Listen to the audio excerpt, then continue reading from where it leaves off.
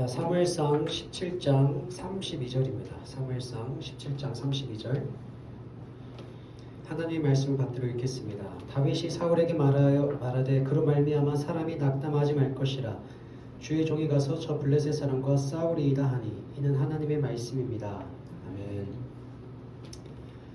인생이 전쟁이구나라는 제목입니다. 우리가 살다 보면 참 다양한 일을 경험하게 됩니다. 물론 내가 기대했던 일, 내가 소망했던 일, 행복한 일, 설레는 일을 만나기도 하지만 그러한 것들을 만나는 것에 비해 우리를 힘들게 하고 실망시키고 절망스럽게 하는 일들을 더 많이, 더 자주 만나게 됩니다. 제가 어렸을 때는 상큼한 일 없나? 오늘 재밌는 일 없나? 라는 생각을 많이 했다면 이제 나이가 들수록 오늘 하루 아무 일 없이 지나간 것이 감사하다라는 생각이 더 많이 들게 됩니다. 그래도 그럴 것이 우리가 인생을 전쟁으로 많이 비유를 합니다. 우리가 학창시절에는 입시전쟁이었고 졸업하고 나면 취업전쟁이 시작되었고 이제 결혼하면은 육아전쟁이 시작됩니다. 꼭 이런 전쟁뿐만 아니라 우리의 정보전쟁, 경제전쟁, 그리고 생존전쟁, 즉 우리가 살아가면서 많은 다양한 이름들로 우리들에게 전쟁이 발생하게 됩니다. 그래서 이 전쟁이 끝나지 않아서 사람들은 하나님께 기도하기도 하고 각자가 믿는 신에게 혹은 자신에게 기도를 하기도 합니다. 그런데 문제는 우리들에게 인생의 전쟁들이 찾아왔을 때 그것이 한 번에 한계가 찾아오기도 하지만 때로는 여러 개의 전쟁들이 나에게 다가오기도 합니다. 그래서 설상가상이라는 표현을 쓰기도 하고 악운은 악한 일은 좋은 일이 아닌 일은 혼자 오지 않는다라는 화부단행이라는 표현을 써서 여러 가지 안 좋은 일들이 악재가 겹친다라고 표현을 합니다. 그렇다는 것은 우리가 인생을 살아가면서 너무도 많은 어려운 일들과 상처받는 일들, 속상한 일들을 경험하게 되는데 이 전쟁들을 우리가 맞이했을 때 과연 우리는 믿음의 사람으로서 어떻게 이해해야 되는가? 이 전쟁들을 내가 예상하지 못했던 질병이나 사고와 여러 가지 어려운 일들을 경험했을 때 우리는 어떻게 그것을 바라보고 해석해야 되는가에 대한 부분을 사무엘상 17장을 통해서 좀 생각해 보았으면 좋겠습니다. 사무엘상 17장에는 우리가 너무도 잘 아는 이 다윗과 골리앗에 대한 이야기가 나옵니다. 골리앗은 우리가 알다시피 기골이 장대했던 사람입니다. 성경에는 그가 60규빗이라고 표현하는데 여러분 한 규빗이 몇 센치죠? 손끝에서부터 팔꿈치까지입니다. 그래서 50cm 정도가 되죠. 그럼 60규빗이라는 것은 3m입니다. 3m나 되고 그리고 이제 이 5절부터 7절까지 골리앗이 어떤 것들을 몸에 장착하고 있었는지에 대해서 말하고 있는데 머리에는 투구를 썼고 그리고 60kg에 육박하는 청동 갑옷을 메고 있었고 그리고 이 발에는 이 청동 그 각투를 이렇게 메고 있었습니다. 그리고 6-7km 정도 되는 이 창을 가지고 있었고 그 골리앗 앞에는 방패를 든 사람들이 그를 보호하고 있었습니다. 그러니까 이렇게 엄청나게 큰 3m나 되는 사람이 큰 소리로 블레셋 사람의 진영에서 이 다윗 그러니까 이스라엘 사람들을 향해서 모욕하고 전쟁을 도발하고 있는 현실이 40일 동안 지속되고 있었습니다. 그런데 이 골리앗이 이스라엘을 향해서 너희는 사울의 신복이다 라고 표현을 합니다. 이 신복이라는 표현은 노예라는 뜻이에요. 그러니까 이 골리앗이 야 너희는 어차피 인생이 노예인데 지금 주인이 겨우 사울일 뿐 내가 너희들의 주인이 블레셋에서 바뀐다고 해서 크게 달라지는 게 아무것도 없지 않느냐. 그러니까 그냥 항복하고 우리에게 와라 라는 이 도발을 하고 있었습니다. 그런데 너희는 이 노예다라는 표현을 이스라엘 백성이 들었을 때 당연히 분노를 느끼고 적대감을 느껴서 저 사람에게 공격을 감행해야 되는데 이스라엘 백성들은 너무나 두려워하고 떨었기 때문에 아무것도 할 수 없었습니다. 이 전쟁의 현장에 이세의 첫째, 둘째, 셋째 아들 엘리압과 아비나답과 삼마라는 이 세 아들이 전쟁에 참여하고 있었습니다. 아들들이 전쟁터에 나가 있으니까 당연히 이세는 아버지로서 아들들의 안위가 궁금했을 거예요. 그래서 막내였던 다윗에게 야 내가 도시락을 줄 테니까 가서 형들에게 전해주고 형들이 잘 있는지 없는지 확인표를 증표를 받아와라 라고 아버지가 이 다윗에게 시킵니다. 그런데 여러분 잘 생각해 보면 아빠가 아들한테 도시락을 갖다 주면서 야 형들한테 갖다 주고 와. 그리고 형들이 잘 받았는지 확인증을 받아와 라는 말이 제 정상적인 관계에 살 수가 없는 말이죠. 더군다나 사무엘이 이스라엘의 왕을 세우기 위해서 이새에게 와서 너희 아들들을 다 불러 모아라고 했을 때 이새는 너무도 자연스럽게 당연하게 막내는 작은 아이라 양을 치고 있다라면서 아예 부를 생각조차 하지 않았던 사람이 바로 이새입니다. 그러면 지금 이 두 가지의 사건만 봐도 이 다윗이 얼마나 아버지한테 사랑을 못 받고 있었는지 아버지와의 관계가 어땠는지를 우리가 추측할 수 있어요. 근데 이 다윗이 아버지의 사랑을 받았든지 못 받았든지에 관계없이 아버지의 말씀에 순종해서 23km 떨어진 그 전쟁터로 떠나기 위해서 아침 새벽부터 출발합니다. 아침 새벽에 출발해서 막 열심히 걸어서 도착했더니 이제 형들이 거기 있어서 형들하고 이제 도시락을 건네주고 어떻게 지내는지 아빠가 이렇게 말을 전해달라고 했다고 이렇게 전해주고 있는데 아까 골리앗이 처음에 이스라엘 백성들을 향해서 하나님을 모욕했던 그 음성들이 다윗에게 들려오기 시작합니다. 그러니까 다윗이 저 인간이 지금 뭐라고 말하는 거냐? 라고 말하면서 이렇게 이야기합니다. 26절이에요. 다윗이 곁에 서 있는 사람들에게 말하여 이르되 이 블레셋 사람을 죽여 이스라엘의 치욕을 제거하는 사람에게는 어떠한 대우를 하겠느냐? 이 할례받지 않은 사람이 누구에게 살아계신 하나님의 군대를 모욕하겠느냐? 여러분 얼핏 보면 다윗이 골리앗을 죽인 사람에게 어떤 보상을 주겠느냐라는 것은 이 보상에 대해서 관심을 갖고 있는 것처럼 보이지만 이 골리앗에 대한 이 다윗의 인식은 딱 하나입니다. 할례받지 않은 저 블레셋 사람이에요. 이 할례받지 않았다는 것은 하나님과 이스라엘 백성들이 언약 관계에 맺어져 있잖아요. 하나님이 이스라엘의 하나님이 되시고 이스라엘의 아버지가 되셔서 그들이 어디에서 무엇을 하든지 그들과 함께 하신다는 그 언약 관계에서 벗어나 있는 할례받지 않은 이방인이라는 사람이었고 동시에 이 할례받지 않은 이방인이 감히 하나님께서 우리들에게 주신 이 땅을 침범하고 있다라는 침략자로밖에 느껴지지 않은 거예요. 이스라엘 백성들은 블레셋을 향해서 골리앗을 향해서 두려워하고 떨어서 어떠한 말도 하지 못하고 반박도 하지 못하고 저들이 우리를 치면 어떡하나라고 해서 너무도 소극적으로 대응하고 있었는데 다윗은 그 얘기를 듣고 아니 저 할례받지 않은 인간이 어떻게 감히 이딴 말을 할 수 있어? 라면서 분노를 표출합니다. 그래서 당연히 저 할례받지 않은 이방인을 죽여야 된다고 말을 하자 다윗의 형 엘리압이 이 말을 듣고 분노합니다. 28절이에요. 큰형 엘리압이 다윗이 사람들에게 하는 말을 들은지라 그가 다윗에게 노를 바라여 이르되 내가 어찌하여 이리로 내려왔느냐 들에 있는 양들은 누구에게 맡겼느냐 나는 내 교만과 내 마음의 완악함을 아노니 내가 전쟁을 구경하러 왔도다. 노를 바라다라는 이 표현은 불타오르다 경노하다는 뜻이에요. 여러분 잘 생각해 보세요. 막내 동생이 여기 왜 왔어요? 아빠가 도시락 갖다 주라고 시켜서 와서 형 어떻게 지내? 잘 지내고 있지? 아픈 데는 없어? 이거 먹고 아빠가 힘내래 라고 말하고 있는 상태에서 골리앗 하는 얘기를 들었어요. 그래서 이 다윗이 저런 말도 안 되는 우리 하나님을 모욕하는 인간은 죽여야지 라고 말한 것에 대해서 이 형이 너무도 과하게 격분하고 있어요. 그러면서 하는 말이 야 너 양 어떻게 하고 왔어? 네가 지금 해야 되는 건 양을 치는 일인데 너 지금 네 할 일이나 제대로 못하고 지금 여기 양을 치러 온 거야? 라면서 다윗을 공격해요. 근데 여러분 양은 지금 중요한 거 아니잖아요. 지금 이 다윗이 자초지종을 말했을 거냐. 아빠가 보내서 왔어. 다 이야기해놓고 갑자기 엘리압이 너 양치던 애가 네 양을 어떻게 하고 왔냐라면서 그를 공격합니다. 거기에다가 인격 모독적인 말을 하죠. 너는 교만하고 완악하다. 여러분 지금 다윗이 교만하고 완악해가지고 지금 전쟁에 참여한 게 아니잖아요.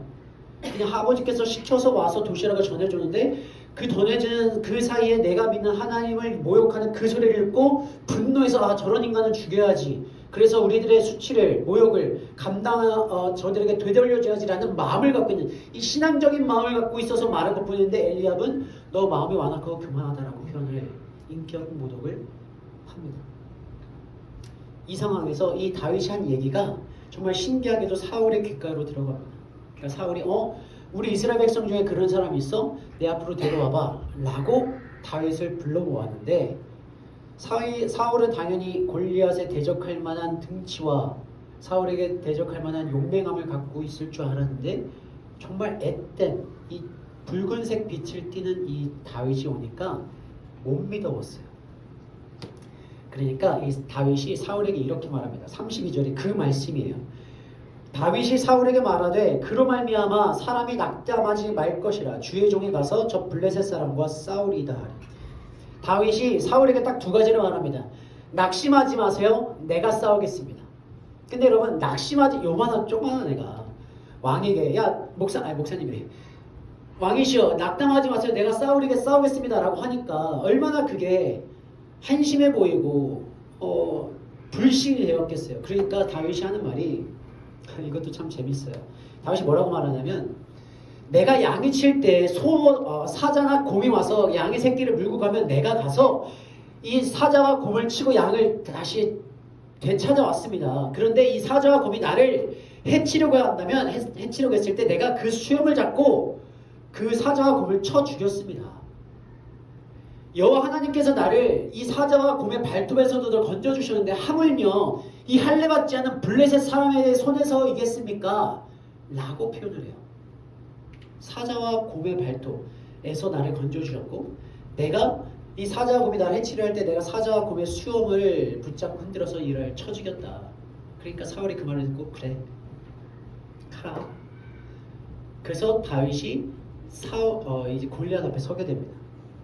이 3m나 되는 이 골리앗이 이 60kg의 갑옷을 입고 긴 창을 들고 있던 이 골리앗이 요만한 애가 쫄래쫄래 지팡이 하나 들고 이렇게 걸어오는 모습을 보니까 얼마나 어이없겠어요. 그러니까 이 다윗을 보고 골리앗이 이렇게 자기 고백을 합니다. 43절입니다. 블레셋 사람이 다윗에게 이르되 내가 나를 개로 여기고 막대기를 가지고 내게 나왔느냐 하고 그의 신들의 이름으로 다윗을 저주하고. 여러분 이 골리앗의 뜬금없는 자기 고백, 자기 인식이 정확하게 들어옵니다. 네가 나를 개로 여기고. 여러분 잘 생각해 보세요. 지금 골리앗은 이제까지 이 이스라엘 사람들을 모욕하고 수치를 주면서 도발하고 있었어요. 그런데 요만한 애가 지팡이 들고 나오니까 야 네가 나를 개로 여기냐? 내가 개같이 보이냐라고 반문을 한 겁니다. 근데 여러분 이 다윗은 지금 아까 사울 앞에서 뭐라고 했죠? 사자와 곰이 나를 해하려고 했어도 내가 그들의 수염을 다 치고 그들의 목을 쳐서 죽였고 사자와 곰의 발톱에서도 하나님께서 나를 구해주셨는데 하물며 이 할례받지 않은 사람이냐? 사자와 곰보다도 못한 거예요. 그러니까 다윗의 입장에서 얘가 개처럼 보였을 수 있어. 근데 그것을 눈치 빠른 골리앗이 정확하게 캐치한 거죠. 네가 나를 개로 보느냐? 정확했어요. 다윗은 얘를 개로 봤죠. 그러면서 이 다윗의 지팡이 들고 가서 이렇게 말합니다. 너무 유명한 얘기. 너는 칼과 창과 단창으로 내게 나아오거니와 나는 네가 모욕하는 여호와 하나님의 이름으로 내게 나아간다는 거예요. 너는 칼과 창과 단창으로 내게 나아오거니와 나는 네가 모독하는 이스라엘의 군대의 하나님 여호와 이름으로 내게 나아간다라고 말하면서 이런 물맷돌을 잡아서 던져 머리 이마에 정확하게 맞추죠. 그때 골리앗이 쓰러집니다. 그래서 다윗이 다가와서 그 머리를 잡고 골리앗이 갖고 있는 칼을 꺼내서 목을 쓸어버립니다. 그 사진이 요거 사진이에요. 엄청난 차이를 보이죠. 머리가 다윗의 머리 2배입니다. 이렇게 쳐서 죽입니다. 그러면서 이 사건을 통하여서 블레셋 사람들이 기가 확 눌리고 이스라엘 백성들이 갑자기 기가 확 살면서 블레셋을 진멸시키는 역사가 시작됩니다. 이게 다윗과 골리앗의 사무엘상 17장의 말씀입니다. 우리가 이제까지 다윗의 이 골리앗의 싸움을 많이 주목해봤지만 저는 좀 다른 부분을 생각해보면 좋을 것 같아요. 여러분 이스라엘이요 사무엘상을 시작하면서 무엇이 계속 반복되고 있었을까요? 전쟁입니다. 처음에 엘리 제사장이 있었을 때 블레셋과의 전쟁이 있었고요. 그 다음에 암몬 나하스와의 전쟁이 있었습니다. 그리고 다시 블레셋과의 전쟁이 있었고 그 다음에 아말렉과의 전쟁이 있었어요. 그리고 블레셋과의 다시 전쟁하고 또 불렸을까요? 전쟁이. 사사시대가 끝난 다음에 이제 우리들의 인생이 안정되겠구나라고 생각했지만 그들의 인생 가운데는 끊임없는 전쟁이 반복되고 있었어요. 근데 이 사사시대 때만 해도 암몬, 나하스, 이 아말렉, 가나안 등 수많은 민족들과 끊임없는 전쟁에 맞닥뜨려 했던 게 이스라엘의 인생이었습니다. 근데 사실 이스라엘 사람들은 하나님을 믿고 이스라엘 백성들에게 하나님은 어떤 분이야? 라면서 10가지의 축복을 보여주시고 하나님의 능력을 보여주시고 그리고 홍해를 가르시는 그 모습을 보았을 때 광야에서 하나님께서 만나 매출하기를 내려보여주시는 그 모습을 보았을 때 이제는 우리의 인생이 좀 피겠구나. 우리가 잘 되겠구나. 나의 인생 가운데 어려움과 아픔과 상처들이 떠나겠구나 라고 상상하고 기대했지만 그들의 인생 가운데 남았었던 거는 행복함과 만족함이 아니라 오히려 배고픔과 두려움과 앞으로 어디로 가야 될지 어떻게 살아갈지 모르는 막막함이었어요. 그들의 인생 가운데는 평안이 아니라 오히려 전쟁이 너무도 자주 일어났다는 것이죠. 그런데 여러분, 이 이스라엘의 이 일생과 우리가 살아가는 일생이 너무도 비슷해요. 우리가 하나님을 믿고 수련회 갔다 와서 은혜를 받고 내가 하나님 앞에 섬김을 하고 교회를 섬기고 봉사하고 내가 매일 아침에 일어나서 기도하고 자기 전에 기도하고 모든 내 삶을 기도로 채워가지만 그렇게 하면 할수록 내 인생이 풀려지고 좋은 일이 생기고 걱정과 두려움이 사라지는 것이 아니라 예상치 못한 일들이 벌어지고 예상치 못한 질병이 나에게 찾아오고 어려움들이 찾아오고 관계들이 자꾸 무너지고 내 삶이 자꾸 무너져가는 일들을 더 자주 더 많이 경험하게 된다는 겁니다. 내 인생은 왜 이렇게 안 풀릴까? 내 인생은 왜 이렇게 어려울까라는 그 마음이 시도 때도 없이 내 마음 가운데 차고 올라옵니다. 내가 기대했던 내 신앙생활과 내 인생과는 전혀 다른 인생이 내 인생에 펼쳐진다는 거죠. 그러면 여러분, 하나님을 믿는다는 게 도대체 무슨 의미일까? 하나님을 믿는다는 게 무슨 소용이 있을까?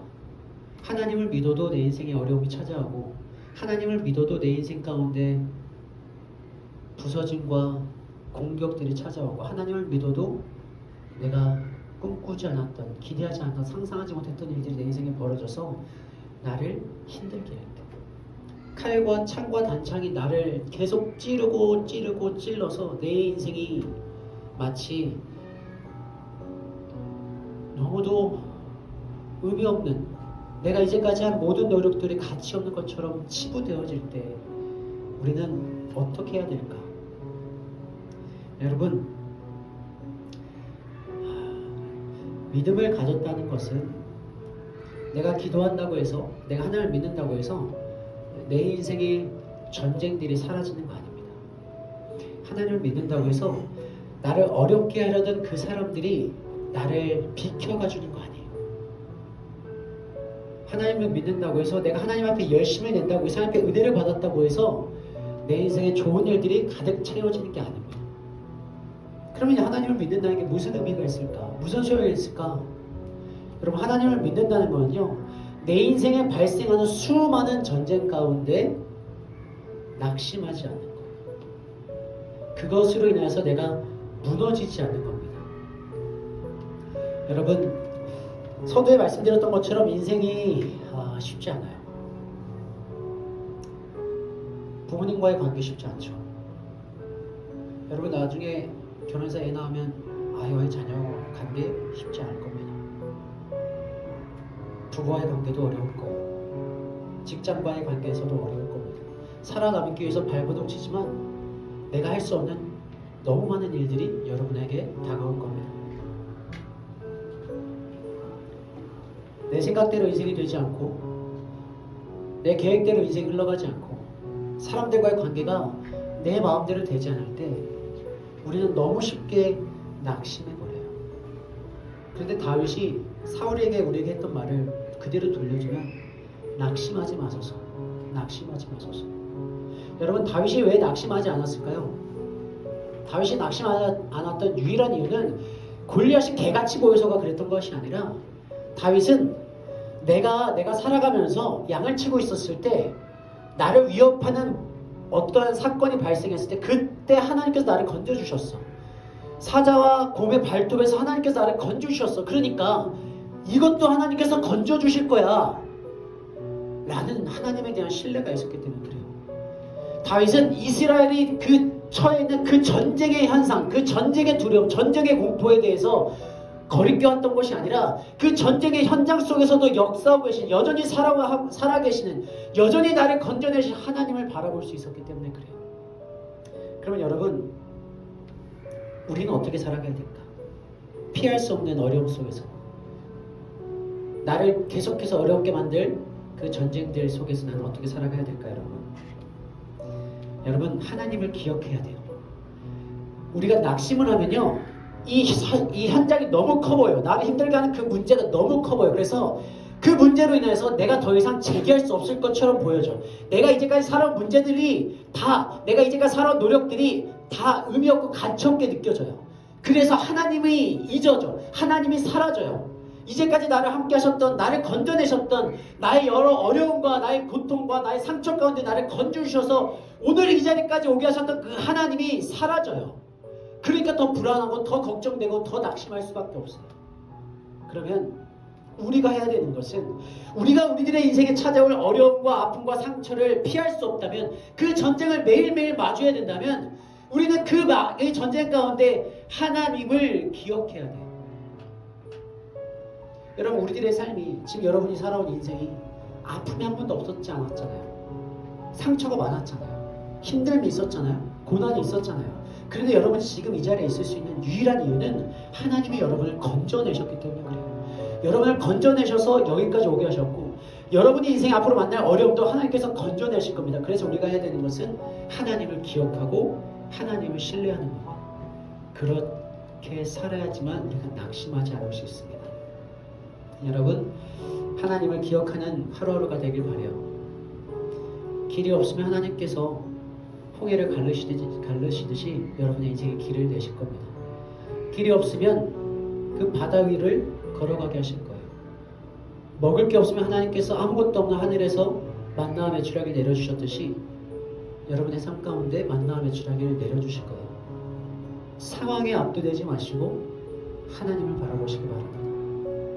하나님을 기억하길 바랍니다. 그러면 우리가 어떠한 인생의 전쟁을 만난다 할지라도 낙심하지 않고 그 하루를 살아가게 될 줄을 믿습니다. 우리 함께 기도하겠습니다. 우리 함께 기도할 때, 하나님, 내가 인생의 어려움과 상처와 고난들을 만날 때, 물론 때론 낙심하고 때론 실망하고 마음이 무너져 버리는 것 같은 슬픔을 느끼겠지만, 그래도 하나님이 나와 함께 하셨기에 이 문제도, 이 상황도, 이 현실도 하나님께서 건져내실 거라는 그 믿음을 가지고 오늘 하루를 살아갈 수 있는 힘을 허락하여 주옵소서라고 우리 함께 기도하겠습니다. 기도합니다.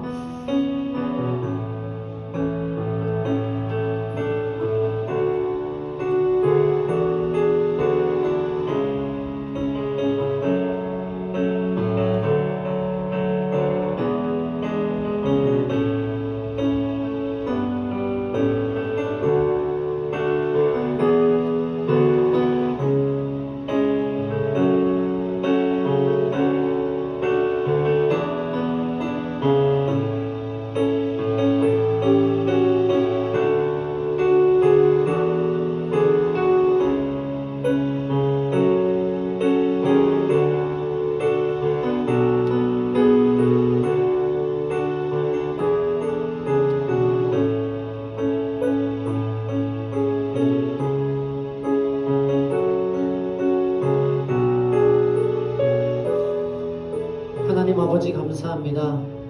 참 어려운 인생, 전쟁 같은 인생을 살아가고 있습니다. 다 괜찮은 척하고 살아가지만 각자 나름마다 아프고 힘들고 또 말 못하지 못할 문제들을 안고 살아갑니다. 하나님, 왜 이렇게 삶이 힘들고 어려워지는지, 나이를 먹으면 먹을수록 인생이 좀 쉬워졌으면 좋겠는데 왜 이렇게 감당하기 어려운 문제들이 연이어서 발생하는지 모르겠습니다. 하나님, 지금 이 순간 인생의 어두운 터널을 걸어가고 있는, 가장 힘든 전쟁을 맞이하고 있는, 그래서 두려워하고 불안해하며 낙심하여 초조해하고 있는 하나님의 자녀들이 있다면, 하나님 이 시간 그들의 인생이 어떻게 여기까지 오게 되었을 수 있는지, 하나님께서 어떻게 건져주셨고 어떻게 인도하셨고 어떻게 도와주셨는지를 기억나게 하여 주옵소서. 그리고 그 기억나는 하나님으로 말미암아 지금 우리들에게 주어진 이 전쟁들이 나를 무너뜨리고 낙심케 하는 그런 전쟁들이 아니라 하나님을 조금 더 깊이 경험할 수 있는 은혜의 시간들로 변화시켜 주시옵소서. 예상치 못한 어려움을 만났을 때, 아무 문제 없이 아무 이유 없이 나를 고통스럽게 하는 괴롭히는 사람을 만났을 때, 생각지 못한 질병을 마주했을 때, 하나님 그때조차도 그 안에서 여전히 역사하신 하나님을 기억할 수 있는 하나님의 자녀들이 될 수 있도록 은혜 내려 주시옵소서. 이제는 우리 주 예수 그리스도의 은혜와 우리를 사랑하시되 끝까지 사랑하시는 하나님의 사랑하심과 성령 하나님의 감화 감동 역사 충만케 하시는 은혜가 이 자리에 하나님을 기억하며 어떠한 삶의 환경에서든지 상황에서든지 하나님을 기억함으로 낙심하지 않고 그 하루를 살아가기로 다짐하는 하나님의 백성들 머리머리 위에, 그들의 앞날과 일터와 일생 위에 이제로부터 영원토록 함께하옵시기를 간절히 기도합나이다. 아멘.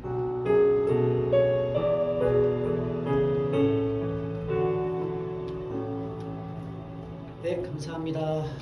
광고하겠습니다. 여러분, 오늘 예배 끝나고 저희는 간증을 두 분이 하고, 그리고 간증하면서 우리 수련회 때 했던 영상들이 이제 나오게 될 겁니다. 그래서 우리 청년들은 같이 예배를 드리고, 그리고 애슐리로 가서 저녁 식사를